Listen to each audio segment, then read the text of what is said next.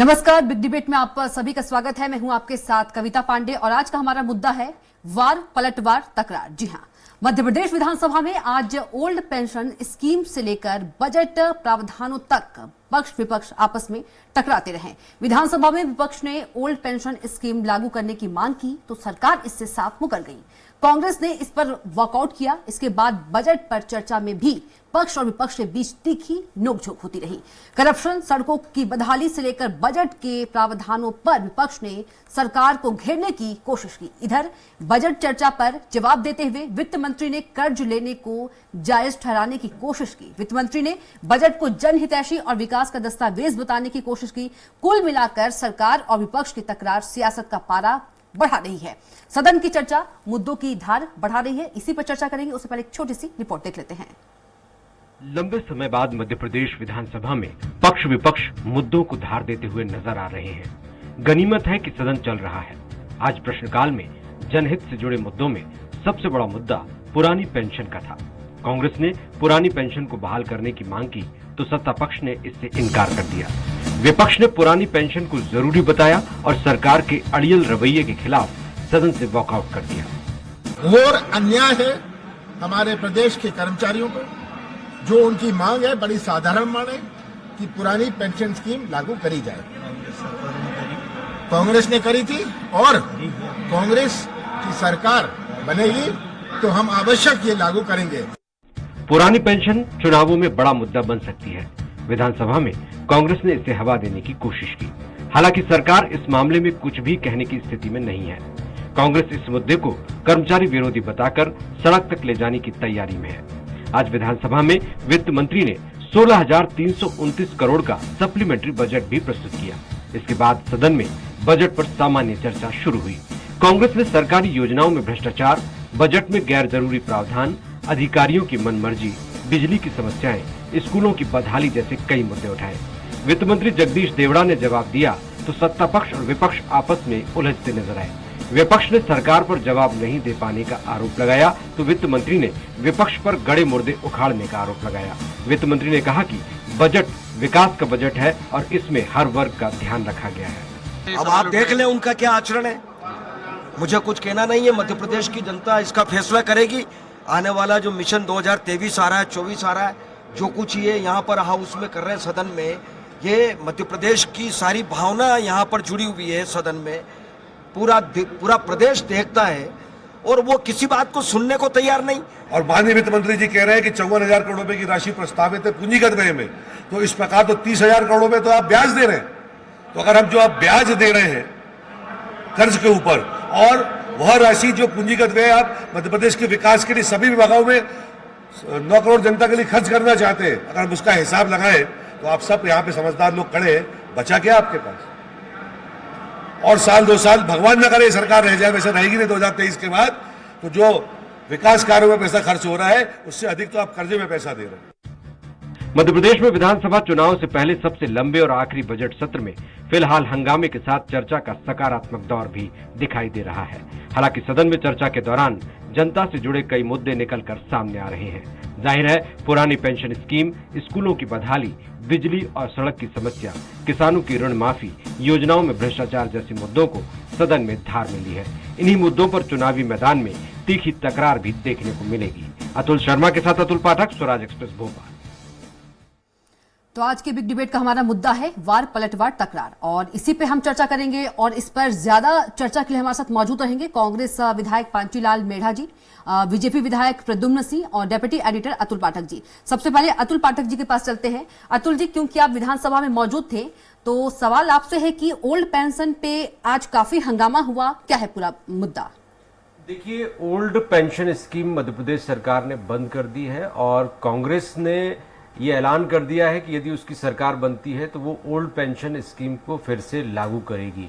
Old pension scheme का मुद्दा लगातार मध्य प्रदेश में चुनावी मुद्दा बनता जा रहा है और मध्य प्रदेश की बीजेपी सरकार के लिए ये चिंता का सबब बना हुआ है, क्योंकि कांग्रेस ने ओल्ड पेंशन स्कीम को लागू करने का ऐलान कर दिया है यदि उसकी सरकार बनती है। और इसी मुद्दे को लेकर आज विधानसभा में पक्ष विपक्ष में हंगामा भी हुआ। विपक्ष की ओर से आज लगातार ये डिमांड की गई कि ओल्ड पेंशन स्कीम लागू की जाए जी। और इस मुद्दे पर सत्ता पक्ष ने जब संतोषजनक जवाब नहीं दिया, वित्त मंत्री ने इस तरह के किसी भी प्रस्ताव नहीं होने का जिक्र किया, इसके बाद विपक्ष ने बहिर्गमन कर दिया। तो कुल मिलाकर कविता, मुझे लगता है कि ओल्ड पेंशन स्कीम को लेकर ये जो सदन में तकरार शुरू हुई है, इसका इजहार मैदान जंग में भी होगा और लगातार इस मुद्दे को लेकर पक्ष विपक्ष टकराता रहेगा। हालांकि बीजेपी ये सोच रही है कि इस मुद्दे की काट कैसे निकाली जाए, क्योंकि कर्मचारियों से जुड़ा हुआ मुद्दा है और कर्मचारी वर्ग ओल्ड पेंशन स्कीम लागू करवाने के पक्ष में है और इसकी लगातार मांग कर रहा है। तो निश्चित रूप से ओल्ड पेंशन स्कीम को लेकर सरकार को कुछ ना कुछ सोचना पड़ेगा। अभी तो फिलहाल सरकार यही कह रही कि ऐसा कोई प्रस्ताव नहीं है, लेकिन आने वाले समय में मुझे लगता है कि उस मुद्दे पर सरकार कोई ना कोई रास्ता निकालने की कोशिश करेगी। जी बिल्कुल, अभी तक अतुल जी यदि बात करें कोई रास्ता नहीं निकल पाया है, और यदि ओल्ड पेंशन की बात करें अगर लागू नहीं होता है तो क्या बीजेपी का, क्योंकि चुनाव भी है इस साल, तो क्या बीजेपी को नुकसान उठाना पड़ेगा?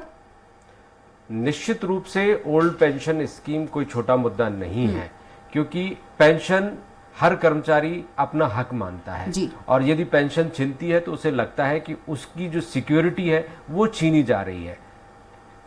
रिटायरमेंट के बाद सिक्योरिटी बहुत इंपॉर्टेंट होती है और हम देखते हैं कि रिटायरमेंट के बाद जब पेंशन मिलती है तो पूरी जिंदगी उस पेंशन के सहारे वो रिटायर्ड पर्सन निकाल देता है, लेकिन उस पेंशन की सुविधा छीन ली जाए तो उसके लिए एक बड़ी समस्या हो जाती है। तो ओल्ड पेंशन स्कीम उसे जीवन भर पेंशन देने का वादा करती है, उसे कमिटमेंट देती है कि आपको जब तक आप जीवित हैं सरकार एक निर्धारित पैरामीटर्स के तहत आपको पेंशन देगी और आपका जीवन का गुजारा उससे चलेगा। आमतौर पर जब एक व्यक्ति रिटायर होता है तो उसे अपने वेतन का आधा पैसा 7 साल तक लगातार मिलता है। इसके बाद फिर उसमें थोड़ी कमी हो जाती है, लेकिन इसके बावजूद भी वो व्यक्ति या उसकी पत्नी जब तक जीवित रहते हैं पेंशन मिलती है। तो ये एक बड़ा मुद्दा है जो पेंशनर्स के लिए, खासतौर पर जो अभी वर्तमान में काम कर रहे हैं उन एम्प्लॉयज के लिए भी इंपॉर्टेंट है, क्योंकि उन्हें यह चिंता है कि यदि वो रिटायर्ड हो जाते हैं तो यदि ओल्ड पेंशन स्कीम लागू नहीं होती तो वो पेंशन से महरूम हो जाएंगे। और इसी वजह से सरकार के लिए ये चिंता का विषय है कि यदि कर्मचारी वर्ग इस मुद्दे पर उसके खिलाफ गया तो उसके लिए चुनावों में एक घाटे का सौदा साबित होगा। बिल्कुल अतुल जी, बड़ा मुद्दा है और इसलिए भी शायद कांग्रेस ने इसे विधानसभा में उठाया भी है और कांग्रेस ने वादा भी किया है कि कांग्रेस की सरकार बनती है तो ओल्ड पेंशन स्कीम लागू करेगी। निश्चित रूप से देखिए, कांग्रेस को मालूम है कि उसे चुनाव जीतना है और चुनाव जीतने के लिए कौन कौन से ऐसे वादे हैं जो अलग अलग वर्ग को प्रभावित कर सकते हैं, ये उसने शॉर्टलिस्ट कर ली है। कर्मचारी वर्ग की हम बात करें तो कर्मचारी वर्ग को वेतनमान के मामले में बीजेपी सरकार संतुष्ट करती हुई दिखाई दे रही है। तो लगातार केंद्र के समान कर्मचारियों को वेतनमान दिया जा रहा है। लेकिन जहां तक बात कर्मचारियों की ओल्ड पेंशन स्कीम की है तो बीजेपी अभी इस मामले में किसी भी तरह के कमिटमेंट की स्थिति में नहीं है। लेकिन कांग्रेस तो कमिटमेंट कर सकती है, इसलिए कांग्रेस ने कमिटमेंट कर भी दिया है। कमलनाथ लगातार ट्वीट करके ये वादा करते हैं कि यदि वो सरकार में आए तो ओल्ड पेंशन स्कीम को वो लागू करेंगे। निश्चित रूप से यदि कमलनाथ का ये दावा, ये वादा चलता है तो बीजेपी के लिए नुकसान का सौदा साबित होगा, क्योंकि कर्मचारियों से आप बात कीजिए तो ओल्ड पेंशन स्कीम कर्मचारियों के लिए एक बड़ा मुद्दा है और वो इस मुद्दे पर कहीं ना कहीं उस पार्टी के साथ जाने की कोशिश करेंगे या उस पार्टी के साथ जाएंगे जो उनके इस मुद्दे का समर्थन करेगी। यानी जो पार्टी ये वादा करेगी कि वो ओल्ड पेंशन स्कीम को लागू करेगी तभी कर्मचारी उसके साथ जाएगा, और जो ये वादा नहीं करेगी उसके साथ कर्मचारी वर्ग नहीं जाएगा। जी बिल्कुल अतुल जी, जिस तरह से आपने बताया कि जो बीजेपी है साफ इनकार कर चुकी है ओल्ड पेंशन योजना लागू करने को लेकर, तो वहीं कहीं ना कहीं कमिटमेंट किया है पूर्व सीएम कमलनाथ ने, तो इसका फायदा विधानसभा चुनाव में दिख सकता है। निश्चित ही ओल्ड पेंशन स्कीम को भुनाने की पूरी कोशिश कांग्रेस की तरफ से की जाएगी और सदन में भी यही कोशिश आज दिखाई दी। कांग्रेस नेताओं ने इस प्रश्न को उठाया, बहुत जोरदार ढंग से उठाया और सभी विधायकों ने एक मत से ये मांग की, और जब बीजेपी सरकार ने इस पर कोई कमिटमेंट नहीं किया तो बहिर्गमन कर दिया। यानी कांग्रेस सदन से लेकर सड़क तक इस मुद्दे को ले जाने की कोशिश में है और कांग्रेस की कोशिश ये है कि कर्मचारी वर्ग के वो तमाम मुद्दे जो उनको प्रभावित करते हैं, जो उनको अट्रैक्ट करते हैं, जो अपील करते हैं, उन सभी मुद्दों को अपने घोषणा पत्र में वो शामिल करे। और घोषणा पत्र से पहले ही कमलनाथ ने तो ट्विटर के जरिए अपने भाषणों के जरिए, प्रेस कॉन्फ्रेंस के जरिए उन सब मुद्दों को उठाना शुरू कर दिया है और उन पर कमिटमेंट अभी से शुरू कर दिए गए हैं। जी बिल्कुल। यदि अतुल जी बात करें, विधानसभा में बजट पर भी तीखी नोकझोंक हुई है, किस तरह का नजारा दिखा आज? देखिए, बजट की जहां तक हम बात करें, यदि हम दिन भर की सदन की कार्यवाही का पुनरावलोकन करें तो हम देखते हैं कि आज एक सार्थक चर्चा का दौर दिखाई दिया। हालांकि पक्ष विपक्ष अपने मुद्दों पर अड़े रहे, एक दूसरे पर प्रहार करते रहे, लेकिन दोनों ने ही अपने धर्म का पालन किया और आज कम से कम ऐसी स्थिति नहीं बनी कि सदन को असमय। जी अतुल जी, आपको रोकना चाहूंगी, हमारे साथ बीजेपी विधायक प्रद्युम्न सिंह भी जुड़ गए हैं। प्रद्युम्न सिंह, बहुत चर्चा में स्वागत है आपका। नमस्कार, धन्यवाद। जी नमस्कार। प्रद्युम्न सिंह जी, आपसे सवाल ये है कि ओल्ड पेंशन स्कीम को कांग्रेस ने बड़ा मुद्दा बना लिया है। क्या आपको ये नहीं लगता कि आप इसे शुरू नहीं करेंगे तो आपको नुकसान होगा, क्योंकि विधानसभा चुनाव भी होने वाले हैं? निश्चित रूप से ये मुद्दा है जी, और आने वाले समय में ये मुद्दा बना ही नहीं पाएंगे, क्योंकि अभी हमारी इसमें चर्चा होना है और इस चर्चा में माननीय मुख्यमंत्री जी संवेदनशील हैं और आने वाले अनुपूरक बजट में इसको रखा जाएगा और किसी भी तरीके से कर्मचारियों के हित के लिए सरकार प्रतिबद्ध है जी। और आने वाले समय में हम इस स्कीम का कुछ न कुछ ऐसा हल निकालेंगे जी, जिससे कर्मचारियों का भला हो। जी हमारे साथ डेप्यूटी एडिटर अतुल पाठक जी भी है, वो कुछ सवाल करना चाह रहे हैं आपसे। अतुल जी। जी प्रद्युम्न सिंह जी, आप ने देखा कि आज सत्ता पक्ष और विपक्ष में कम से कम आज तो हमें एक सुकून हुआ कि सार्थक चर्चा हो रही है। भले ही सत्ता पक्ष विपक्ष तीखी नोकझोंक करते रहे, लेकिन कम से कम जनता को यह संदेश तो मिल रहा है कि हाँ, दोनों ही पक्ष चर्चा में सार्थकता से भागीदारी कर रहे हैं और किसी तरह के हंगामे से परहेज कर रहे हैं। लेकिन जिस तरह से कांग्रेस का रुख दिखाई दिया, वो ना तो आपके बजट से संतुष्ट दिखाई दिए, ना ही आपके कार्यशैली से संतुष्ट दिखाई दिए। क्या कहेंगे आप? हाँ, विपक्ष का तो ये काम है, परंतु निश्चित रूप से बहस आज सार्थक हुई है और कई विभिन्न मुद्दों पर बहुत ही अच्छी चर्चा हुई है और इस प्रकार की यदि चर्चा होगी तो आने वाले समय में प्रदेश का भी भला होगा और सभी का भला होगा, ऐसा मैं मानता हूं। और निर्मल मन से की जाने वाली बहस का कोई ना कोई परिणाम निकलेगा और वो निकलेगा, हर हाल में निकलेगा। मैं कहता हूँ। जी प्रद्युम्न सिंह, हमारे साथ भूपेंद्र गुप्ता जी भी जुड़ गए। भूपेंद्र जी, आपका बहुत स्वागत है चर्चा में।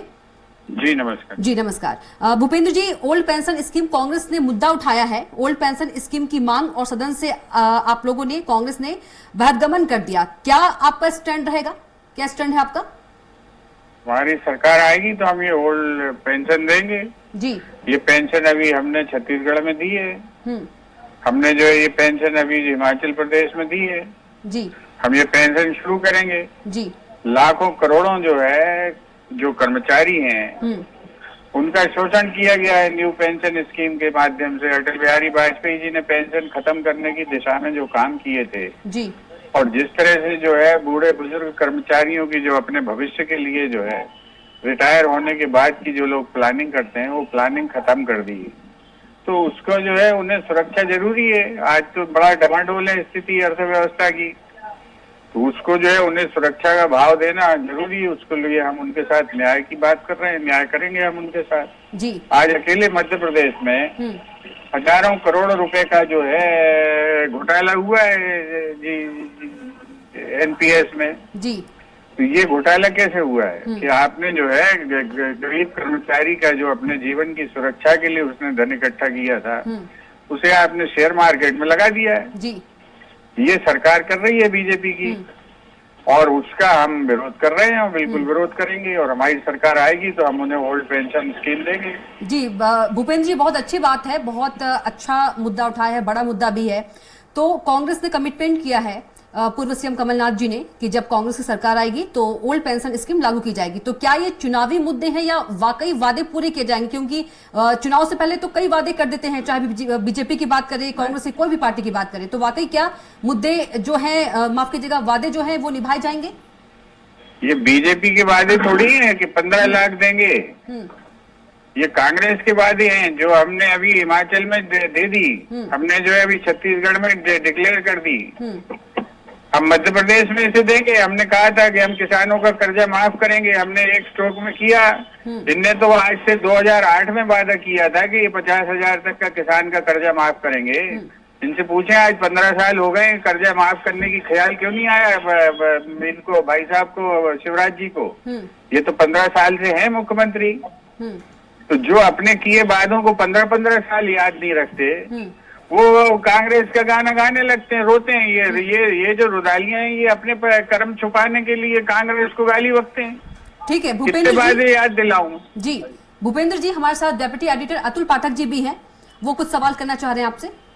जी भूपेंद्र जी, सवाल यही है कि लगातार ऐसे वादे किए जा रहे हैं जिसका सीधा असर सरकार के खजाने पर पड़ता है। ये जो खैरात बांटने का सिलसिला है, ये भारतीय जनता पार्टी के शासनकाल में भी चलता रहा और कांग्रेस के शासनकाल में भी चलता रहा।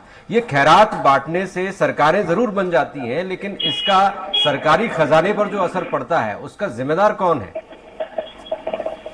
आपसे मैं निवेदन करना चाहता हूं कि हमारे संविधान में प्रियम्बल में लिखा हुआ है कि we are a welfare state. हम जन कल्याणकारी राज्य हैं, और अगर हम जनता के कल्याण के लिए कोई काम करते हैं, टैक्स वसूली काहे के लिए? क्या मंत्रियों के भ्रष्टाचार करने के लिए, या अफसरों के भ्रष्टाचार करने के लिए, कि जनता का कल्याण करने के लिए? अगर जनता के कल्याण के करने के लिए कोई काम किए जाते हैं तो उसको हम खैरात क्यों बोलेंगे? उन्हीं के पैसे से तो जो है ये खजाना इकट्ठा होता है, उन्हीं के जो है टैक्स चुकाने से खजाना इकट्ठा होता है। और अगर उन गरीबों का, अमीरों का, सबका कल्याण अगर किसी माध्यम से होता है तो वो हमें करना चाहिए। आज एक गरीब आदमी नमक भी खरीदता है बाजार से, तो उस पर टैक्स पटाता है कि नहीं पटाता है? वो टैक्स किसके खजाने में जाता है? सरकार के खजाने में जाता है। आटा खरीदता है तो टैक्स देता है, वो सब जो है गेहूं खरीदता है तो टैक्स देता है, वो जो है साबुन खरीदता है तो टैक्स देता है। ये पैसा उसी का तो पैसा है, खैरात थोड़ी है ये।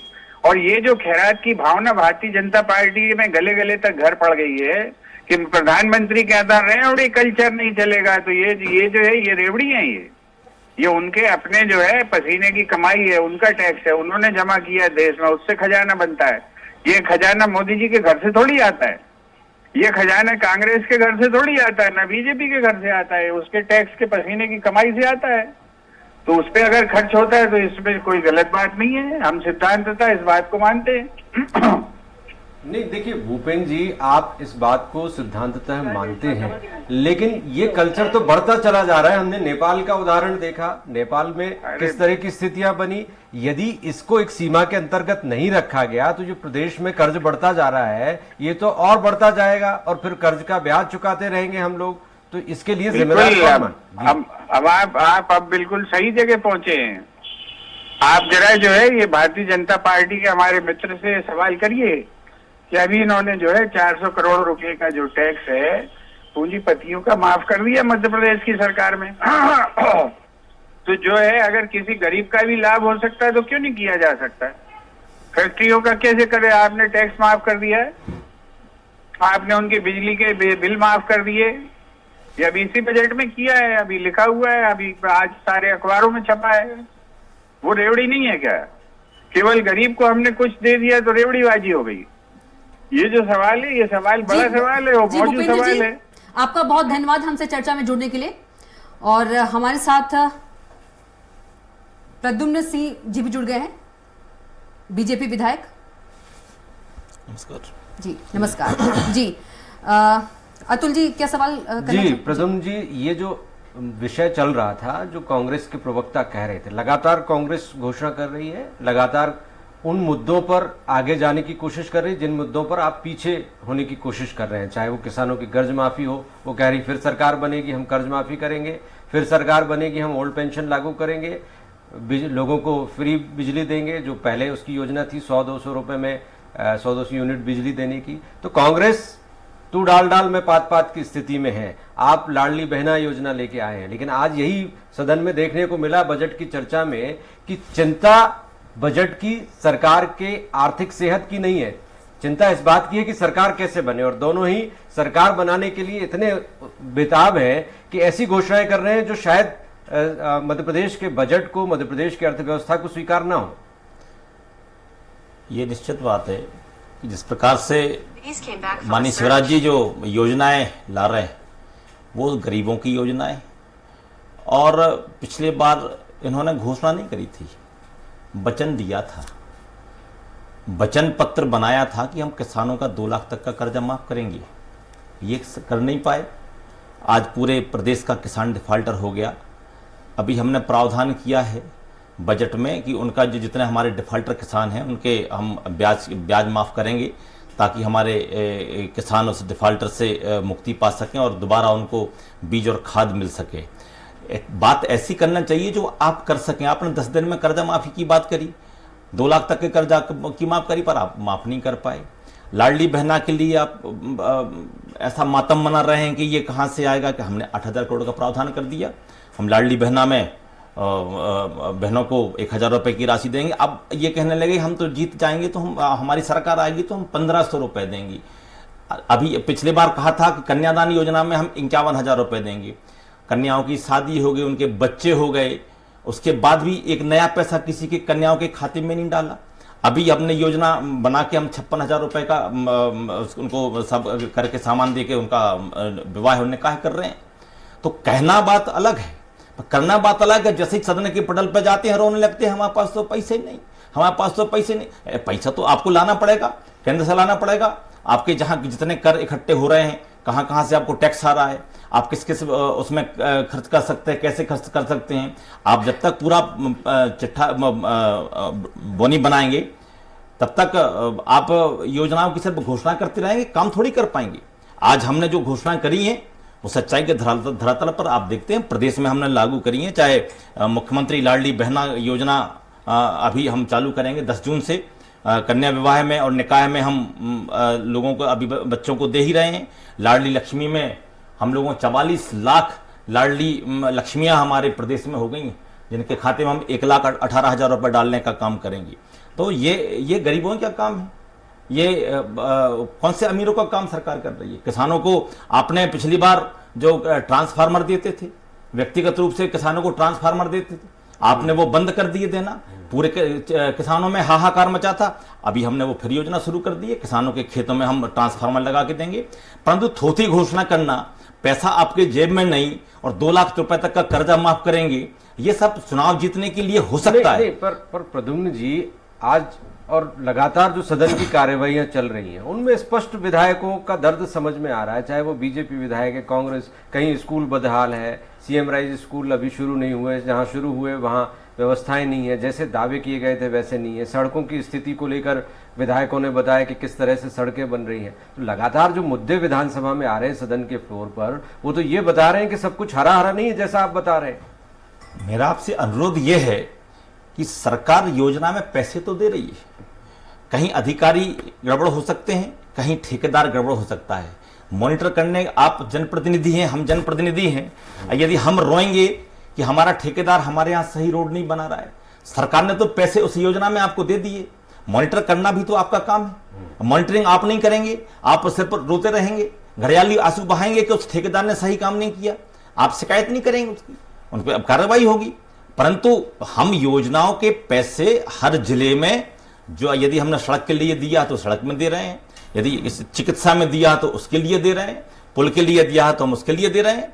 परंतु यदि आप जिले में उसका सही व्यवस्थित नहीं कर पा रहे हैं, जो भी एजेंसी काम कर रही, चाहे वो शासकीय हो चाहे कोई कॉन्ट्रैक्टर हो, यदि आप उस पर कार्रवाई नहीं कर पा रहे हैं तो आप जनप्रतिनिधि क्यों बन गए हैं? आप ऐसे कौन से हो जाता है कि आप उन पर दबाव नहीं बना पाते? नहीं, पर मेरा निवेदन यह है कि एक जनप्रतिनिधि के नाते क्या आप अपने विधानसभा क्षेत्र में होने वाले तमाम शासकीय कार्यों की गुणवत्ता से संतुष्ट हैं? क्या आपको लगता है कि आपके क्षेत्र में सब काम हो गए, जो जो डिमांड आपने सरकार से रखी थी वो पूरी हो गई? अगर मैं अपनी विधानसभा की बात करूं तो मेरी विधानसभा में जितना मैं चाहता हूं, क्योंकि वो खुद को करना पड़ेगा, खुद को प्रमाणित करना पड़ेगा कि आप जनप्रतिनिधि हैं। हमने जो कुछ कहा वो हमने किया। यदि हमने बांध के लिए कहा कि हमें बांध बनाना है तो हम बांध के लिए पैसा लेकर आए, टेंडर कराया और एजेंसी पहुंच गई काम करने के लिए। यदि हमने छोटे छोटे डैमों के लिए कहा तो छोटे छोटे डैम हमारे यहाँ 5-5 करोड़ के 7-7 करोड़ के डैम बन रहे हैं। तमाम सब ऐसी चीजें। सीएम राइज स्कूल, कहीं कहते हमारे पास एक नहीं गया, हमारे पास 2 सीएम राइज स्कूल बन रहे हैं, बनने के लिए तैयार हो रहे हैं।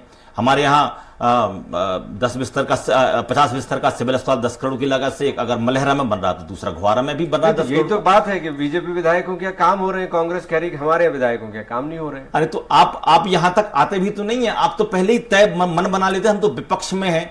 अरे आप विपक्ष में हो चाहे पक्ष में हो, पर जनता तो सरकार की है, हमें तो जनता का काम करना है। प्रद्युम्न सिंह, समय का अभाव है, लेकिन मेरा एक छोटा सवाल है, छोटा सा आंसर दीजिएगा कि आप कह रहे हैं कि जो सरकार है वो वादे करते हैं और वादे पूरे भी करते हैं, लेकिन ये कहना गलत है कि पूरे वादे पूरे करते हैं, क्योंकि आप देखिए आशा उषा कार्यकर्ता सड़क पर है, संविदा कर्मचारी अधिकारी सभी तो सड़क पर हैं, तो ये भी कहना गलत है कि सारे वादे पूरे कर रहे हैं। नहीं, वो वादे क्या है, ये जो आशा और उषा कार्यकर्ता हैं ये अपना वेतन बढ़ाने के लिए सड़क पर हैं कि हमारा वेतन बढ़ाया जाए, मानदेय बढ़ाया जाए। निश्चित रूप से सरकार इस दिशा में काम कर रही है, बजट में प्रावधान करेगी, अनुपूरक बजट में लाएंगे। लेकिन प्रद्युम्न सिंह जी कब कर रही है, अभी रुकिए, अभी अनुपूरक बजट आने वाला है, बहुत सी नई चीजें आएंगी। कोरोना में इन लोगों ने कितना साथ दिया था। निश्चित रूप से मैं तो पूरी बहनों को बधाई और शुभकामना देता हूं। मेरी उम्र उनको लग जाए, जिस प्रकार से उन्होंने अपना जीवन दांव पर लगाकर कोरोना के समय काम किया, मैं पूरे प्रदेश की बहनों को। लेकिन उम्र से काम नहीं चलेगा ना, पैसे चाहिए, बजट चाहिए, तब घर चलेगा। बिल्कुल उसमें बजट आएगा और बहनों को किसी प्रकार की परेशानी नहीं होने दी जाएगी। बहनों, माताओं बहनों के लिए हम लगातार योजनाएं ला रहे हैं और इन बहनों को भी सड़क पर नहीं, घर में रखा जाएगा और बहुत अच्छी इज्जत के साथ वो अपना जीवन। चलिए ठीक है, प्रद्युम्न सिंह आपका बहुत बहुत धन्यवाद हमारे साथ जुड़ने के लिए, और अतुल जी आपका भी बहुत बहुत धन्यवाद। तो बिग डिबेट में इतना ही, आप देखते रहिए स्वराज एक्सप्रेस। नमस्कार।